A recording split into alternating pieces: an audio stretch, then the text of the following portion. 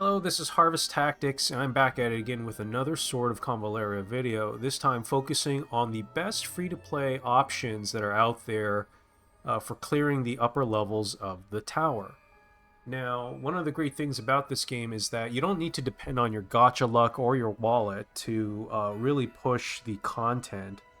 And indeed, one of the things that I get a kick out of is pushing the in-game content with low rarity units or with without spending much, if any, money. And so I'm going to go over some of my top picks for the best free-to-play units that you can use to clear the upper levels of the tower. Now, going over my clears for this week, you'll see that basically I've cleared 6-5 all the way up to 9-1, which is where I'm stuck right now. I might push that to 9-5 if I can, and if I have some time by the end of this weekend. But I'm not in too much of a rush because I actually like having more floors to clear in a week because it gives me something to do and new puzzles to work on, right? But in any case, I've pushed successfully up 4 floors. I'm currently level 42, but I started the week at level 38. And you can see that there is one unit that is used in every single one of my trial runs, which is this one here, this maid-looking unit called Nightingale. So she's definitely one of my MVP units for pushing the tower, as well as a lot of these other units. You'll also see that there are a lot of Seeker units as well, which I'll go into in this guide. But yeah, trust me, these units are really worth investing in and can more efficiently push the upper levels of the tower than some of even the more powerful legendary units, because what these low rarity units have in common is usually a kit that involves dealing percentage-based damage, which scale very well into the upper levels of the tower when the enemies have such high HP pools, but also because the type of damage that they do is piercing, and piercing in this game means that no defensive stats modify the damage that you do using those attacks. And so, for example, every damage over time effect so far is a form of piercing damage. And so while normally dots in these sort of turn-based games are not very powerful, they're actually very meta for pushing the tower at a very big level deficit. So probably later on, as we become more powerful and as you get more powerful units, and as we level up, probably these dot units will fall off and not be considered meta at all.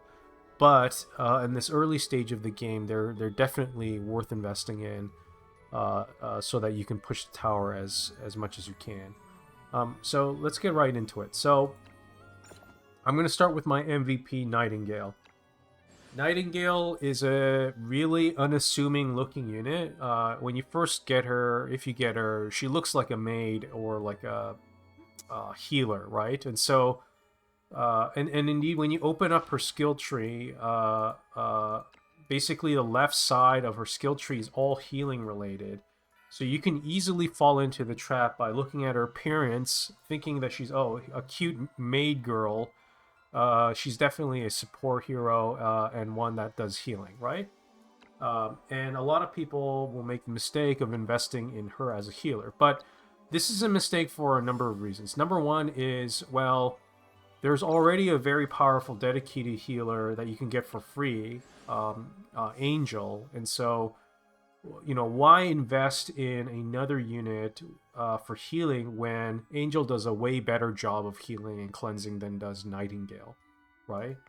And the other reason is Nightingale's offensive capabilities are nothing to be sneezed at. So this is why I've invested most of my skills on the right side of the tree, and why I think you should as well. She's called a mercenary pharmacist, but she's not a pharmacist. She's more like a assassin or poisoner of people, right? And so let's go right into it. So Weapon Eroder is a ranged attack that does piercing damage, which is important for pushing those high HP, high level enemies that you'll find in the tower. And this does 30% of the target's HP as damage, and then it inflicts attack down 2, which will maybe help you survive one attack on one of your higher HP units. And so this does excellent job of dealing a lot of damage. It also has a very high height range.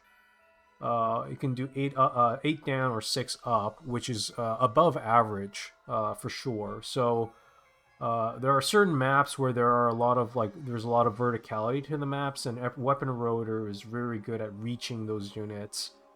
So you could be only 1 square away from somebody, but at a height difference of 6. Usually the enemy will not be able to attack you, but you can attack them with the Weapon Eroder. So this is terrific for that. And even without the height advantage, obviously because this does piercing damage, this does excellent damage at all to all units, regardless of whatever defenses they have. And the higher HP pool they have, the more damage it does to them because it's percentage based. Next ability, Tranquilizer. So this is a really clutch ability, and what it does is it makes an enemy fall asleep for 2 turns. So you could basically turn off an enemy for 2 turns, so long as you don't attack them, and it's instant, meaning you can do a very common combination where you, in order to cast Weapon Eroder or her other offensive ability, which is this Molotov cocktail, you sometimes need to walk all the way up to the enemy, which is something you don't want to do in the upper levels, because every enemy, even the weakest one, will one-shot you, right? So what you do is you walk up to your enemy, do Tranquilizer on the enemy that is closest to you, and then you cast Weapon Eroder or the Molotov cocktail, burning grenade. That way you're safe, reasonably safe, because you've CC'd the frontmost unit, and also hopefully you've done a kill on the units in the back, right? And so this is an excellent skill, and not very many units have a sleep ability, so which is a very powerful form of crowd control. So this skill alone is worth investing in. The next skill is not that important. It's the reaction skill. I picked the left side here because taking 50% less dot damage as a reaction is not very good, because not very enemies will do dot damage to you, and you're gonna die in 1 hit anyway, whether it's at a dot or not. And so there's really no point in taking this, and so that's why I took this other one. And then her rank 7 ability, which is I think her best ability, is Burning Grenade. And this does a 3x3 firewall, basically, that does piercing damage and also lays down fire, similar to what Beryl does with her firewall, making it so that enemies take up more movement to move through those tiles, and also these burning tiles inflict Scorch, which does further HP based damage as a damage over time effect. And so really strong ability. It only costs 1 energy, but it is on a long cooldown of 3. So really, really powerful. And you're going to see in some of the demos that I do, I use this ability every time to melt through melee attackers, because it makes them slow down, but also they take a huge amount of damage as they move through the flames. So yeah, that is Nightingale. She does have a trait, which is not too important. AoE damage taken is reduced by 10%. It is not relevant at all because you're gonna die in one hit anyway, so it doesn't really matter how much you reduce damage by. This one though is more meaningful. So if other allies within 6 tiles around Nightingale are dying, then you increase her movement by 1 and her speed by 150. So speed is actually a really important stat in Tower because speed allows you to move before the enemy does. And so because the enemy can one-shot you, you have to react before they can do anything, right? And so speed is actually a very important stat, and she gets it when your enemy, when a nearby ally, a 6 tile radius is very long, right, or very wide. So if any of those allies are dying range, she'll move up in speed so that you can get that clutch tranquilizer in, or maybe even a clutch burning grenade to do some damage and to crowd control a group of enemies that are beating down your other allies. It also increases her movement by 1, which can be clutch in getting into the right position to use tranquilizer or the grenade, because both the grenade and weapon eroder have not a very long range. They have only 3 tiles, so because you're often wanting to keep your distance in the upper levels of tower because of the one-shots, a 3 tile range is not very big, so getting that 1 extra square to move could be very helpful. So yeah, she is really my most used unit actually in the tower, and I just love her. She does so much damage, so much utility. I can see myself using this unit for a really long time because I don't have a barrel, and I just really love her design as well. I love this turquoise color on her. She looks great. So yeah, don't make the mistake of falling into the trap of making her a healer because she's a herbologist. She is a deadly assassin that does a lot of poison damage as well as throws fire bombs. So yeah, she's a deadly killer. Next character on my list that has been proven to be really powerful in pushing the tower is the Papal Ice Priest. The Papal Ice Priest looks kind of lame. He's a rare unit, silver color unit, but he has one unique aspect of him that I don't think any other hero has, at least right now in the game, and this is this tornado ability called Icy Blast. And what this thing does is it does a 2x3 AoE damage, but we don't care about AoE damage because this damage is going to be pretty pathetic because of the high magical defenses of the enemies in the tower. What we care about is the debuffs and also the AoE knockback ability. So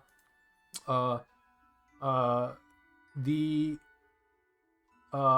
Icy Blast is a unique ability in the sense that there aren't that many AoE abilities that also do knockback. I actually can't think of any other one off the top of my head. And so if you get a row of enemies in a straight line, and they're up against like the edge of water or a hole, you can knock up to 3 enemies into the hole. And so that's a very efficient trade, obviously, for 1 unit. For 2 energy, you can get rid of 3 units in 1 turn. So that translates to so much efficiency that the work rate of the Papal Ice Mage is pretty much unmatched. And so, yeah, he is really worth investing in. I use him a lot in maps where there is no effect or mutation that causes knockback immunity. A lot of the later stages will have bosses or with mutations that have knockback immunity, so he's not used that often in those stages, of course. But because of this Icy Blast, this makes him very unique in the. Even when you compare him to legendary units, there aren't any legendaries that have AoE knockback abilities like this. So, or at least right now, right? And so, I think Dentalion, I think, has one at the very end of his skill tree, which we're of course not going to be close to, right? So, yeah, I think Papal Ice Priest, don't sleep on him. He's really good, and he can translate into a lot of very efficient trades where you spend 2 energy and get rid of 3 or 2 units. Really, really well worth it. He has other abilities too, though, that round out his tool set that I think make him really good. So, um, uh, this first skill that I picked was Defense Boost, which is, to be honest, not used at all. But you know, I just picked it. You can go ahead and use Ice Lance as well. That might even be even better. Because it costs only 1 energy, and it does inflict really nice debuffs. Movement control is very important in Tower because the enemies can one-shot you, so both dealing minus speed and minus move for 2 turns is actually quite good. So you might consider doing that, but it's not so relevant of a choice. So I just went with the right side. But I never use a skill, so you might want to go with the left side on your selection as a result. For the third skill, you definitely need to pick up Icy Blast. Don't even look at the other skill. AoE knockback is a very unique tool. Pick it up. That's the whole reason why this guy is good. And then Hardening. So when hit by an active attack, the damage taken is decreased by 8%, and then he also gets damage reduction 2 for 2 turns, which reduces damage by a further 20%. So these reaction skills are not so important in Tower because you're gonna get one shot. So having a reaction to being one shot, you know, it's just not, it doesn't work. So it's not that important, especially on your squishy units like mages. The last skill I picked up was Ice Shocked, which does this line of ice. And this is something I use only very rarely because it has a very high energy cost of 3. But it does lay down ice in a straight line at a long range of 5 tiles. So it can be useful. It also inflicts move down and speed down. So this might be useful on certain maps with like narrow bridges and so on. Where you can like put down a straight line of ice. The alternative is to do Ice Age, which is decent, but I think you're almost never going to use this ability.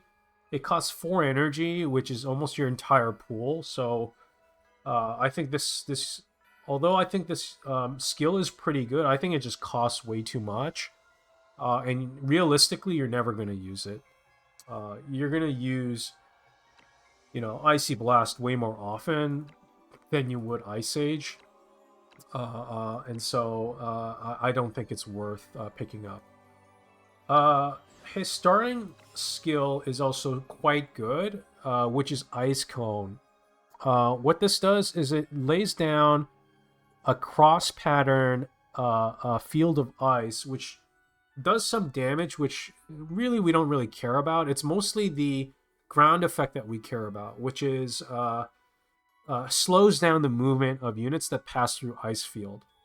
I should say most units, because there are certain units that are immune to ice from the Lucia region, like those Viking looking characters, right? But for the most part, he's going to be very effective at slowing down melee units. So this actually gets quite a lot of utility, and you can see I have it slotted in. And it is very useful to slowing down melee units so that you have time to retreat and set up your kill box and choke point. So yeah, that's the Papal Ice Priest.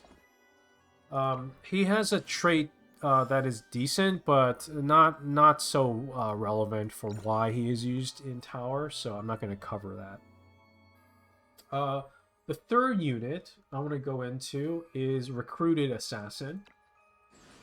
He is a common unit, a copper level unit, and his name is misleading. So he's called the Recruited Assassin, but he does pretty crappy damage because all of his attacks are direct attacks, and direct attacks do very little damage at a very low level, right? So, and because the enemies have high defense, right? So, he is not actually a damage dealer or an assassin. What he is a evasion tank. So, he has this ability called Fancy Footwork. It's the first ability that you see here, rank 1. And what this does is it costs 2, it has no cooldown, and it allows him to gain 2 dodges for 2 turns. And what this dodge does, it allows you to avoid 1 direct single target attack. He also takes 50% less AoE damage, which is relevant because 50% is a huge modifier, and it will often allow you to survive a skill or spell that you otherwise can't dodge. So definitely get Fancy Footwork, because this is the whole reason why we pick up this character, is that he is an evasion tank. And because your Mytha and other tank characters will die in one shot, evasion is the meta for pushing the tower at low levels, and so Fancy Footwork is excellent. What you do is you get into position, stand right in front of a melee unit, do your Fancy Footwork, dodge any attacks that come your way, and then do more Fancy Footworks. Just chain them one after the other, and you can hold out for a long time. In combination with a combo that I have is this tarot card, which oh, sorry, I have the wrong one slotted. It's Fortune, but I normally have Guidance of the World slotted. And basically what this does is your units recover 1 more additional energy when they don't do anything in that turn. And so this combination with Recruited Assassin is actually really strong because it costs 2 energy to cast Fancy Footwork.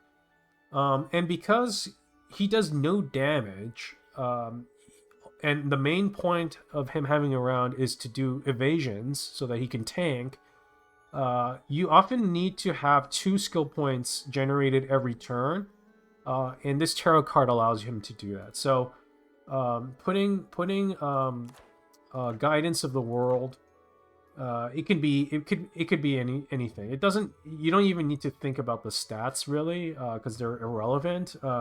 What's important is that he gets 2 energy per turn, so that he has the option of storing up a lot of energy, so that he can do a lot of Fancy Footworks in a row when he's under pressure. Okay. So yeah, that's a really handy combination. This passive is not so important. This reaction is not that important. But I just went pretty much all like defensive. And his last ability here is not that important either because it's passive. But I picked the right side maneuver. Because it allows him to move after attacking, which he's never going to do anyway. So, but yeah, you can pick either one. It's not so big of a deal. His starting ability is really important. It's Hookshot, and this is a free ability, but it's on a long cooldown of 4 turns. And what this does is it allows you to move an enemy up to 4 tiles. So why this is useful is for a number of different reasons. One is you can use this on a melee unit who is trying to attack another one of your targets, and manipulate the movement of the melee unit so that you drag him closer to your evasion tank, right? So that's one usage. The other usage is the debuff that inflicts. So it inflicts reaction. It basically prevents reaction skills for 1 turn. And this can be actually really important against units like Suppression or other defender units, because they have very powerful reaction skills that can kill your team in 1 hit. So you can use Hookshot to disable reaction skills on these defensive units, these units that do retaliation strikes or counterattacks, so that it opens up a damage window for 1 turn for your team on that unit. So that's the other use I have for Hookshot. So yeah. All he does is stand there, generate 2 energy from his World Tarot card. Occasionally he does hookshots to control the movement or reactions of enemies. And then mostly casts Fancy Footwork to basically dodge all the attacks that are coming his way. And then body block people. So put him into position, cast Fancy Footwork, use his body to block the movement of melee units. He's really, really important and very powerful. His stats don't really matter if he can just survive an AoE spell in combination with Fancy Footwork. That's why I have him ranked up and also leveled up. But he does 0 damage, so don't think that you're going to take advantage of, his crit or his direct damage.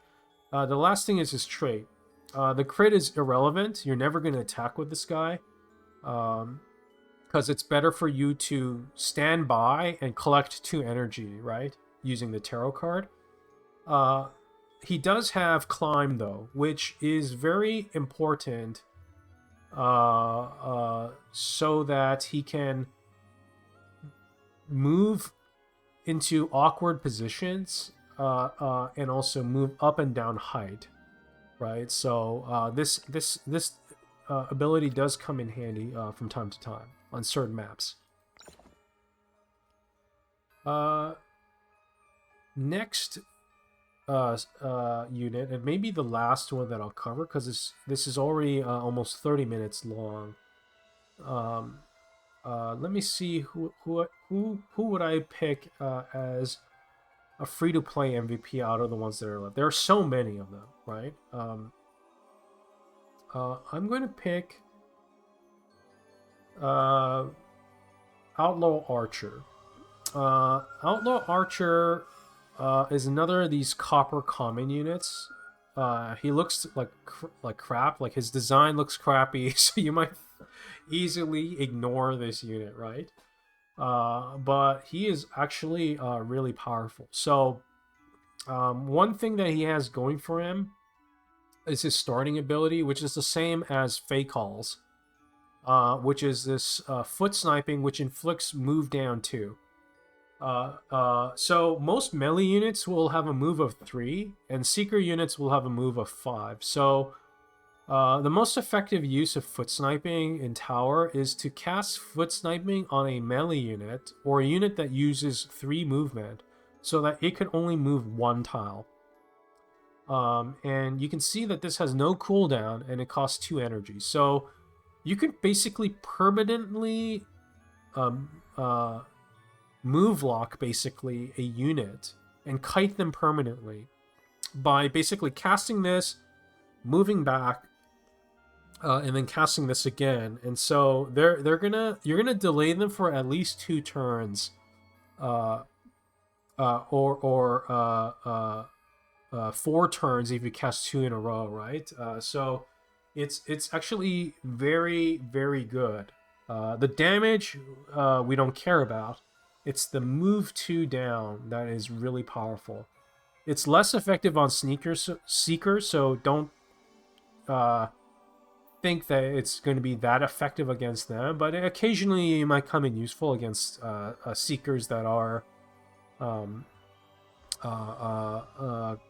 problematic, and maybe you use a movement order on your... What you can do is you can cast foot sniping and then you're still in range of a Seeker because of their high movement, but you could then cast Movement Order and then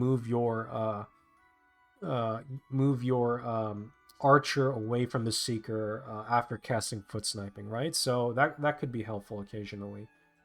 So yeah, he's a great crowd controller, but also he does really good damage because he has something called Luxite Shrapnel, which is available on many of my free-to-play MVP units.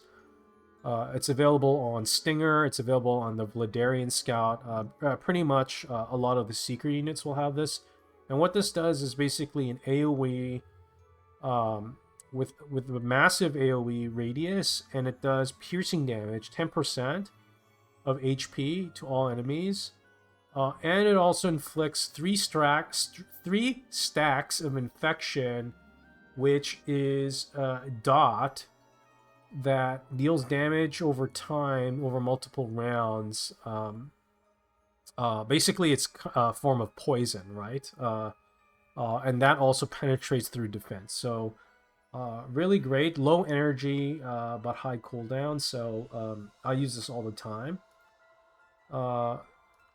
If you take a look at his skill tree, so that's the first skill that you got.